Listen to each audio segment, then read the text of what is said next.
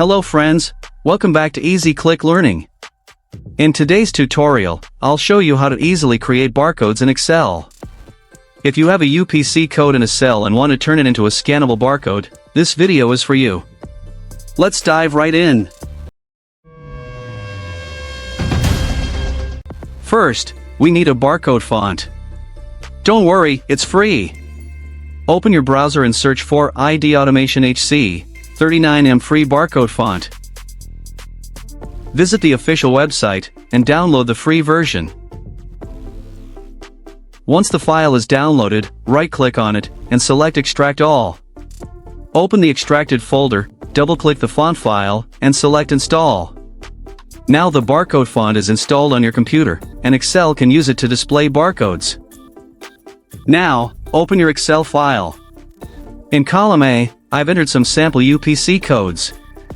You can replace them with any codes you want to convert into barcodes. To generate the barcode, go to cell B2. Type an equal sign, and reference the UPC code in A2. Your formula will look like this.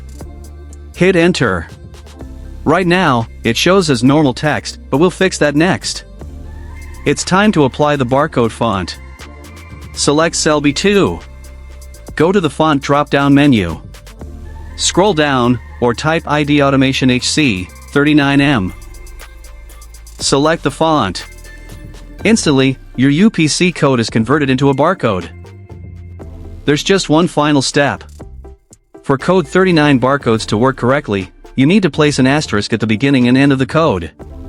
So, update the formula in cell B2. Type equals, then double quote asterisk. Next, add an ampersand, followed by A2. Finally, add another ampersand with an asterisk in double quotes.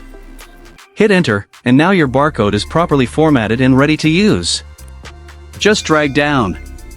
You can print it, copy it into other documents, or even scan it with a barcode reader.